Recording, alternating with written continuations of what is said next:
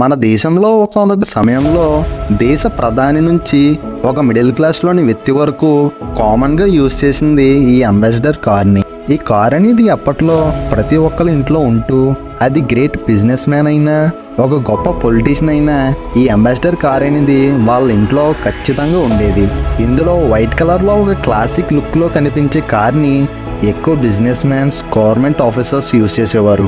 అలానే black colour వచ్చేసి army officers use చేస్తే, బ్లాక్, గ్రీన్ అండ్ టాప్లో వెల్లో ఉంటే దానిని ట్యాక్సీ వాళ్ళు వాడేవారు. ఇలా కింది స్థాయి వాళ్ళైనా పెద్ద స్థాయి వాళ్ళైనా ఎవరైనా సరే ఈ అంబాసిడర్ కార్ని కామన్గా యూజ్ చేశారు. అందరినీ ఒకే లెవెల్లో ఉంచి ప్రతి ఒక్కరికి అందుబాటులో ఉంచిన ఈ కార్ మరి ఇప్పుడు ఎవరికీ కనిపించకుండా కనుమరుగైపోయింది ఎందుకు? 1980 నుంచి 1981 మధ్యలో ఇండియా ఆటోమొబైల్ మార్కెట్లోనే 70% మార్కెట్ షేర్ అనేది అంబాసిడర్ చేతిలోనే ఉండేది. కానీ అదే 2000 సంవత్సరం వచ్చే సమయానికి అంబాసిడర్ మార్కెట్ క్యాపిటల్ 0.12%కి పడిపోయింది. అసలు ఇంత డౌన్ఫాల్కి కారణం ఏమిటి? దేశంలోని ప్రతి ఒక్క గల్లీలో కనిపించిన ఈ కార్ నేడు అసలు కనబడమే కాదు, ఈ కార్ గురించి మాట్లాడుకోవడమే మానేశారు. 2014లో ఏం జరిగింది? వీటి మ్యానుఫ్యాక్చరింగ్ యూనిట్స్ అన్నీ క్లోజ్ చేసి స్థాయికి ఎందుకు వెళ్ళారు? ఇలా అంబాసిడర్ రైజ్ నుంచి డౌన్ఫాల్ వరకు ఏం జరిగిందో పూర్తి డీటెయిల్గా మనం ఈ వీడియోలో చూద్దాం. ఈ వీడియో అనేది చాలా ఇంట్రెస్టింగ్గా ఉండబోతుంది అండ్ మనకి ఒక లెసన్ని కూడా నేర్పిస్తుంది. సో పూర్తిగా ఈ వీడియోని చూడడానికి ట్రై చేయండి. 1920లో ప్రపంచవ్యాప్తంగా ప్రతి ఒక్క దేశంలో కార్స్ యొక్క ట్రెండ్ అనేది బాగా ఫేమస్ అవ్వడం, అలానే కార్స్ని కొనడానికి చాలా ఇంట్రెస్ట్ చూపేవారు. కానీ మన భారతదేశం మాత్రం ఈ కార్ల ట్రెండ్కి కొంచెం దూరంగానే ఉండేది. కానీ 1892లో పటేల్ మహారాజు, అంటే నేడు మన పంజాబ్లోని 15th చీఫ్ మినిస్టర్ అయిన అమరేంద్ర సింగ్ యొక్క ముత్తాతయ్య భూపేంద్ర సింగ్ అప్పట్లోనే ఫారిన్ కంట్రీస్ నుంచి ఒక కార్ని ఇంపోర్ట్ చేసుకున్నారు. అలా 1897లో మన భారతదేశానికి వచ్చి క్రాప్టాన్ గ్రీనస్ కంపెనీని స్టార్ట్ చేసిన ఫాస్టర్ తాను ఇండియాలోని సెకండ్ కార్ని ఇంపోర్ట్ చేసుకున్నారు. ఇక 1898లో జంషెడ్జీ టాటా భారతదేశంలోని ఒక పెద్ద బిజినెస్ మ్యాన్గా ఎదిగారు. ఈయనకి కూడా కార్ల మీద మోజు ఉండడంతో ఫారిన్ నుంచి వివిధ కార్లను ఇంపోర్ట్ చేసుకున్నారు. అలా వీళ్ళని చూసి దేశంలోని గొప్ప బిజినెస్ మ్యాన్లు, రాజులు వాళ్ళ ఇంట్లో కార్లు అనేవి కంపల్సరీగా ఉండేలా చూసుకున్నారు. ఎక్కడికి వెళ్ళినా ఈ కార్లలోనే వెళ్ళటం, వీటిని చూసిన ప్రజలు కొంచెం ఆశ్చర్యంగా చూడటం, వాళ్ళ వల్ల వీటి క్రేజ్ ఇంకా పెరిగింది. మామూలు ప్రజలేమో ట్రైన్లు, ఎద్దుల బండ్లు, గుర్రపు బండిల్లో ప్రయాణిస్తే వీళ్ళు మాత్రం వాళ్ళ సొంత కార్లలో ప్రయాణించడం కొంచెం ప్రత్యేకంగా అప్పటి జనాలకి అనిపించింది. ఇక ఇండియాలో పెరుగుతున్న కార్ల క్రేజ్కి గాను 1926లో ఫోర్డ్ కంపెనీ తన సబ్సిడరీ బ్రాండ్ అయిన ఫోర్డ్ ఇండియన్ ప్రైవేట్ లిమిటెడ్గా రిజిస్టర్ చేసి మన ఇండియాలోకి ఎంటర్ అవ్వింది. ఇది చూసిన జనరల్ మోటార్స్ కంపెనీ కూడా ఇండియాలో కార్ మ్యానుఫ్యాక్చరింగ్ కంపెనీని స్టార్ట్ చేసింది. వీళ్ళు మన ఇండియాకి వాళ్ళ దేశం నుంచి కార్ల పార్ట్లను ఇంపోర్ట్ చేసుకుని మన ఇండియాలో అసెంబుల్ చేసేవారు. అలా కార్లు, బస్సులు, ట్రక్కులు అంటూ వాటిని మన ఇండియాలో అసెంబుల్ చేసి మార్కెట్లోకి లాంచ్ చేశారు. ఈ కార్లను చూసిన మన ఇండియన్స్కి ఏమో వాటిని కొనాలని, వాటిలో ఒక్కసారైనా ప్రయాణించాలని చాలా ఆశగా ఉండేది. కానీ అవి విదేశీ వాహనాలు అవ్వడంతో చాలా ఖరీదు ఉండేది. వీటిని కొనాలన్నా మన ఇండియన్ సంపాదన సరిపోయేది కాదు. వాళ్ళ ఆశ మాత్రం అలా ఆశలానే ఉండేది. ఇది గమనించిన ఒక వ్యక్తికి మాత్రం ఇది ఒక సమస్యగా కనిపించింది. దీనిని ఎలా అయినా పరిష్కరించి మన భారతీయులు ఆశపడిన విధంగా కార్లలో తిరగాలని కోరుకున్నారు. అతనే బిఎం బిర్లా గారు. ఇతను ఇండియాలోని కార్లు ఎందుకింత ఖరీదని, వీటిని ఎలా అయినా ఎనలైజ్ చేసి ఈ సమస్యను పరిష్కరించాలి అని అనుకున్నారు. అప్పుడే అసలు ఇండియాలో సొంత మ్యానుఫ్యాక్చరింగ్ కంపెనీ అనేది లేదు, దీనిని ఎందుకు స్టార్ట్ చేయకూడదని అనుకున్నారు. కానీ ఇలా ఒక మ్యానుఫ్యాక్చరింగ్ కంపెనీని పెట్టాలన్నా ఒక సమస్య అనేది ఉంది. అది ఏమిటంటే, first of all car manufacturing మీద బిఎం బిర్లాకి ఏమాత్రం అవగాహన లేదు. అసలు వాటికి కావాల్సిన రిసోర్సెస్ ఏమిటో, అందులోని హై లెవెల్ ఇంజనీరింగ్తో కూడిన ఇంజిన్ ఇంకా మిగిలిన పార్ట్స్ వంటివి ఎలా తయారు చేయాలో అవగాహన అనేది లేదు. ఇప్పుడు వాటన్నిటి గురించి తెలుసుకుని నేర్చుకోవాలన్న సమయం లేదు. ఇక అది ఒక కలలాగే ఉండిపోతుందేమో అని అనుకున్నారు. కానీ ఒక ఫారెన్ ట్రిప్లో మారిస్ మోటార్స్ యొక్క ఫౌండర్ అయిన లార్డ్ నోఫీల్డ్ని కలిశారు. అతను అప్పుడు కార్స్ ని ఇండియాకి ఎక్స్పోర్ట్ చేస్తూ బిజినెస్ చేసేవారు. ఇతని కార్స్ అనేవి అప్పటి ధనవంతుల్లో చాలా మంది దగ్గర ఉండేవి. అప్పుడే బిఎం బిర్లా గారికి ఒక విషయం అర్థమైంది. అసలు వీళ్ళతో డీల్ కుదుర్చుకుని ఇండియాలో ఒక మ్యానుఫ్యాక్చరింగ్ యూనిట్ ని ఎందుకు స్టార్ట్ చేయకూడదు, ఇలా అయితే నా డ్రీమ్ కూడా ఫుల్ఫిల్ అవుతుంది కదా అని అనుకున్నారు. అలా మారిస్ మోటార్స్తో జాయింట్ వెంచర్ ప్రపోజల్ అడిగారు. దానికి లార్డ్ న్యూఫీల్డ్ కూడా అతని ప్రపోజల్కి యాక్సెప్ట్ చేసి ఇండియాకి ఎక్స్పోర్ట్ చేయడానికి ఒప్పుకున్నారు. అలా ఇండియాకి ఇండిపెండెన్స్ వచ్చి 5 ఏళ్ల ముందు అంటే 1942లో India's first car manufacturing company అయిన హిందుస్థాన్ మోటార్ లిమిటెడ్ అనే కంపెనీని గుజరాత్లోని ఒక్క పోర్ట్ దగ్గరలో ఉన్న ఒక స్మాల్ టౌన్లో ఈ కార్ అసెంబుల్ కంపెనీని స్టార్ట్ చేశారు. ఇక్కడ ఫారిన్ నుంచి వచ్చిన కార్ పార్ట్స్ని అసెంబుల్ చేసి అమ్మటం ఈ కంపెనీ చేస్తుంది. కానీ ఇది ఒక స్టెప్ మాత్రమే. ఆటోమొబైల్ సెక్టర్ని ఇండియాకి పరిచయం చేయడం కోసం ఈయన ఫారిన్ కంట్రీస్ యొక్క కార్స్ని అసెంబుల్ చేసి ఇండియాలో అమ్మేవారు. ఇక్కడ బిఆర్ బిర్లా గారి మాస్టర్ ప్లాన్ని మనం అర్థం చేసుకోవాలి. బిఎం బిర్లా గారి అసలు ప్లాన్ ఏమిటంటే వేరే దేశపు కార్లని అమ్మటం ఒకటే కాదు, ఆయన డ్రీమ్ అనేది ఇండియన్స్కి వాళ్ళు ఎఫర్ట్ చేయగలిగే కార్ని అందించడం ఈయన ముఖ్య ఉద్దేశం. కానీ అలా ఎఫర్ట్ చేయాలన్నా కార్ని తయారు చేయాలన్నా ఈయనకంత ఎక్స్పీరియన్స్ లేదు. సో అందుకే మారిస్ మోటార్స్ కంపెనీతో డీల్ కుదుర్చుకుని ఇక్కడ మన ఇండియాలో మ్యానుఫ్యాక్చరింగ్ అండ్ అసెంబుల్ యూనిట్ని స్థాపించారు. దీని ద్వారా కార్స్ని ఎలా మ్యానుఫ్యాక్చరింగ్ చేయాలో తెలుసుకునేవారు. అలానే అక్కడ మన ఇండియన్స్కి ఉద్యోగాలు ఇచ్చి వాళ్ళ కార్స్ గురించి తెలుసుకునేలా చేయటం, అసలు ఇంజిన్ అంటే ఏమిటో, కార్స్లో ఏ పార్ట్లను యూజ్ చేయాలో అలా ప్రతి వాటి గురించి తెలుసుకునేలా చేశారు. సరిగ్గా ఈ సమయంలోనే 1945లో మహేంద్ర కంపెనీ అనేది స్టార్ట్ అయ్యింది. ఇంకో పక్కేమో జేఆర్డి టాటా మోటార్స్ని స్థాపించారు. ఇక్కడ హిందుస్థాన్ మోటార్ లిమిటెడ్కి ఒక పెద్ద కాంపిటీషన్గా వీళ్ళు రావడం గమనించిన బిఎం బిర్లా ఎలాగైనా తాను అనుకున్న విధంగా ఇండియాలో వీళ్ళకి కాంపిటీషన్ ఇచ్చేలా ఒక కార్ని లాంచ్ చేయాలి అనుకున్నారు. అందుకే హిందుస్థాన్ మోటార్ ఫ్యాక్టరీని వెస్ట్ బెంగాల్కి మార్చారు. అలా 1948లో హిందుస్థాన్ మోటార్స్ యొక్క ఫస్ట్ కార్ అయిన హిందుస్థాన్ 10ని ఇండియాలోకి లాంచ్ చేశారు. ఈ కార్కి 10 హార్స్ పవర్ ఇంజిన్ని తయారు చేయడంతో హిందుస్థాన్ 10 అని పెట్టారు. ఈ కార్ అనేది బ్రిటిష్లోని మారిస్ 10 యొక్క మోడల్ ఆధారంగా హిందుస్థాన్ 10ని డిజైన్ చేశారు. మారిస్ 10 అనేది యూకేలో ఆ సమయానికి ఫేమస్ అవడంతో దీనిని ఇండియాలో రీడిజైన్ చేసి లాంచ్ చేశారు. ఆ తర్వాత హిందుస్థాన్ 14ని కూడా లాంచ్ చేశారు. ఇది మారిస్ ఆక్స్ఫోర్డ్ M10 ఆధారంగా ఇన్స్పైర్ అవ్వి దీనిని ఇండియాలో లాంచ్ చేశారు. అప్పట్లో ఇండియాలో ఈ కార్ అనేది చాలా ఫేమస్ అవ్వింది. సేల్స్ కూడా బాగా జరిగాయి. Hindustan 10, Hindustan 14 Indian luxury car లిస్ట్లో చేరాయి. వీటిని రాజులు, వ్యాపారవేత్తలు, అలానే బ్రిటిష్ అధికారులు బాగా ఉపయోగించేవారు. వీటి తరువాత హిందుస్థాన్ కంపెనీ బేబీ హిందుస్థాన్ అనే ఒక కార్ని లాంచ్ చేసింది. దీనిని మారిస్ మిన్నర్ కార్ నుంచి ఇన్స్పైర్ అవ్వి లాంచ్ చేశారు. కానీ అనుకున్నంత బాగా మన భారతీయులకి ఇది ఎక్కలేదు. మిగిలిన కార్లతో పోలిస్తే ఈ కార్ యొక్క లుక్స్ అనేవి అంత అట్రాక్ట్ చేయలేదు. సో హిందుస్థాన్ కంపెనీ ఈ కార్ని రీడిజైన్ చేయాలని అనుకుంది.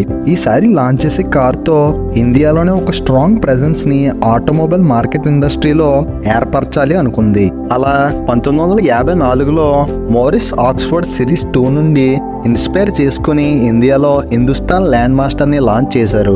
ఇది అప్పట్లో చాలా ఫేమస్ అవ్వింది. అది ఇండియన్ ప్రజలకు దగ్గర అయ్యే సమయంలోనే అప్పుడే మహీంద్ర కంపెనీ నుంచి జీప్ CJ31954తో ఫస్ట్ కార్ని లాంచ్ చేసింది.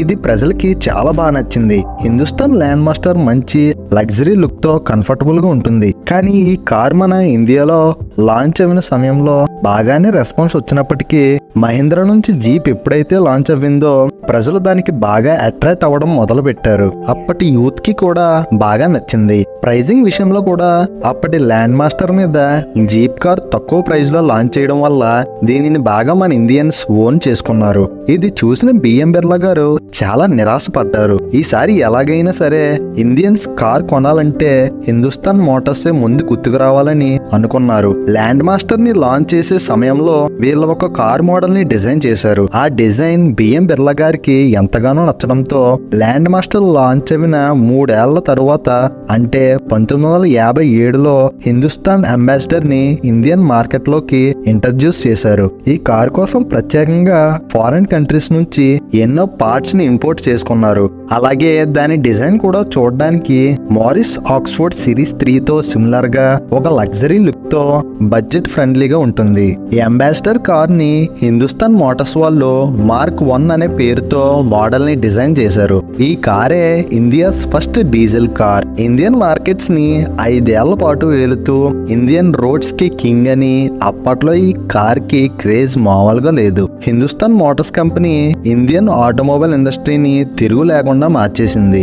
అండ్ ప్రైజింగ్ కూడా ఇండియన్స్ కి బాగా అట్రాక్ట్ అవ్వేలా చేసింది. 14,000 రూపాయలతో అప్పటి ఫారెన్ కార్ల మీద తక్కువ ప్రైస్ పెట్టి సేల్ చేయడం, లగ్జరీ లుక్ కి ఏమాత్రం తీసిపోకుండా మంచి ఫీచర్స్ తో లాంచ్ చేసింది. ఇది మన ఇండియన్స్ కి బాగా కనెక్ట్ అవ్వింది.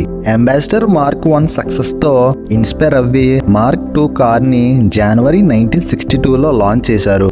ఇందులో మార్క్ 1 కార్లో ఉన్న tail lamp, brake lamp, interior మార్చి న్యూ లుక్ తో లాంచ్ చేశారు. అలా ఈ కంపెనీ నుంచి 1975లో అంబాసిడర్ మార్క్ 3ని మోడర్న్ లుక్ తో, 1979లో మార్క్ 4ని గవర్నమెంట్ ఆఫీసర్స్ కి అలానే ట్యాక్సీలకు ఉపయోగించేలా ఒక కార్ని, 1990లో అంబాసిడర్ నోవాని, 1992లో అంబాసిడర్ 1800 ISZ క్లాసిక్ ని లాంచ్ చేసి ఇండియన్ మార్కెట్ లో కార్ కొనాలంటే అది అంబాసిడర్ కార్ ఒక్కటే అని ఇండియన్స్ లో బాగా నాటుకుపోయారు. పెద్ద పెద్ద పొలిటీషియన్స్, బిజినెస్ మ్యాన్స్ నుంచి సాధారణమైన మధ్యతరగతి వాళ్ళ వరకు ప్రతి ఒక్కరికి కార్ అంటే అంబాసిడర్ అనేలా మారింది.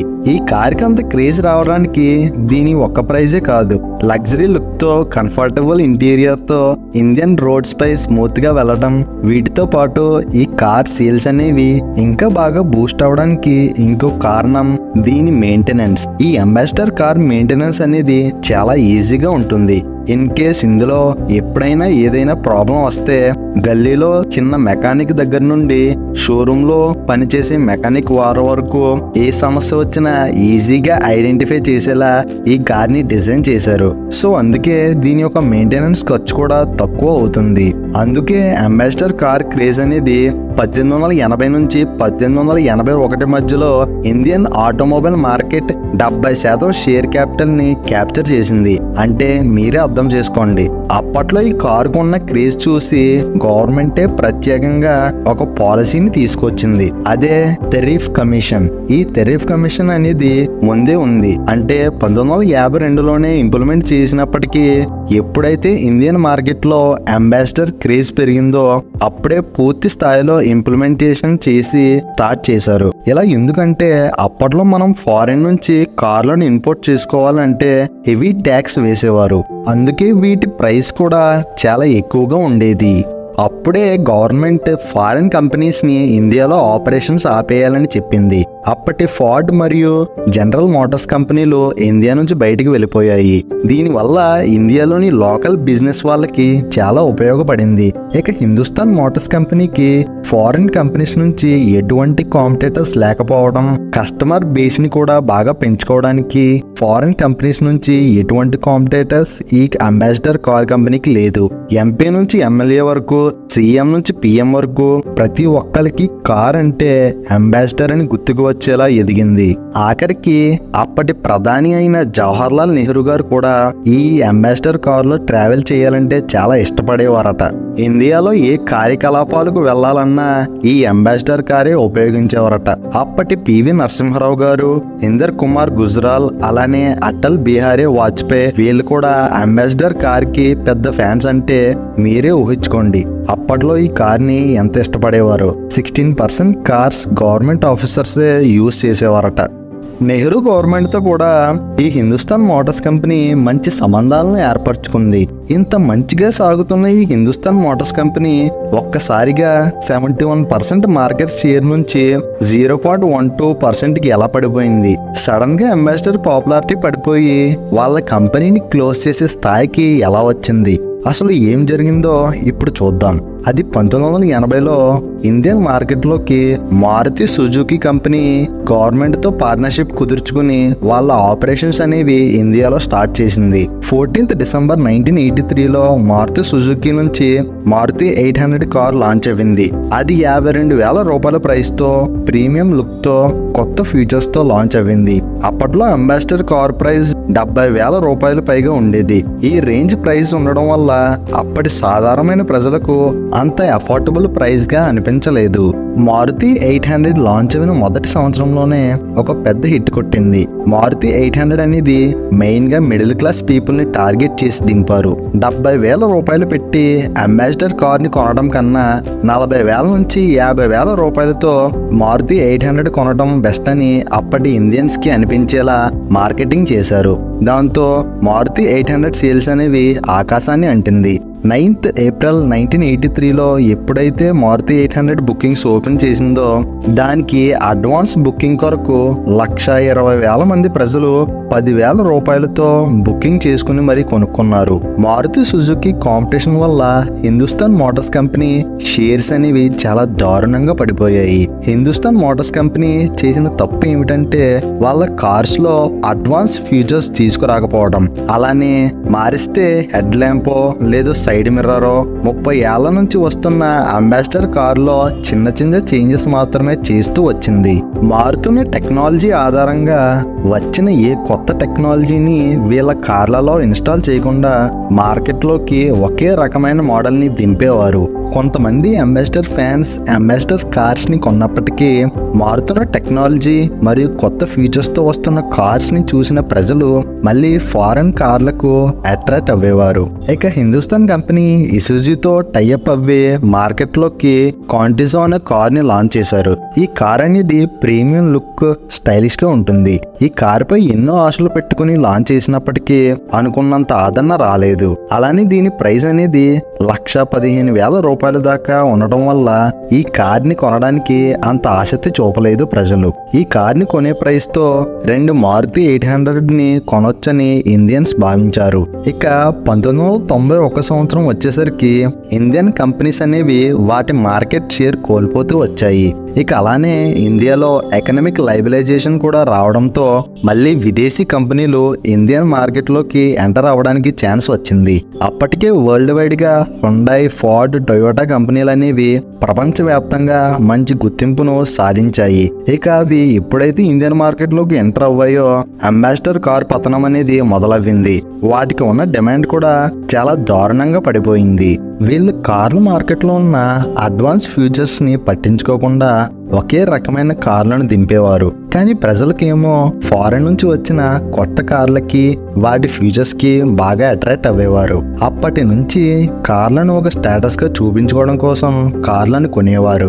ఇలా అప్పటి అంబాసిడర్ కార్లలో ఎటువంటి చేంజెస్ రాకపోవడంతో ప్రజలు కూడా అంత ఇంట్రెస్ట్ చూపేవారు కాదు. సో ఒకే రకమైన డిజైన్ ని మార్కెట్లోని అడ్వాన్స్ ఫీచర్స్ ని అడాప్ట్ చేసుకోకపోతే ఎంత పెద్ద కంపెనీ అయినా సరే డౌన్ఫాల్ అవ్వడం తప్పదు. ఒకప్పుడు ఇండియన్ రోడ్స్ కి ఇండియన్ కార్ మార్కెట్ లో కింగ్ లా ఉన్న ఈ అంబాసిడర్ కార్ నేడు అసలు కనబడటమే కాదు, మాట్లాడుకోవడం కూడా మానేశారు. సో ఇది ఫ్రెండ్స్ అంబాసిడర్ యొక్క రైజ్ అండ్ ఫాల్ కి కారణాలు. మీకు ఈ వీడియో నచ్చినట్టయితే తప్పకుండా లైక్ చేయండి. This is Sri signing of.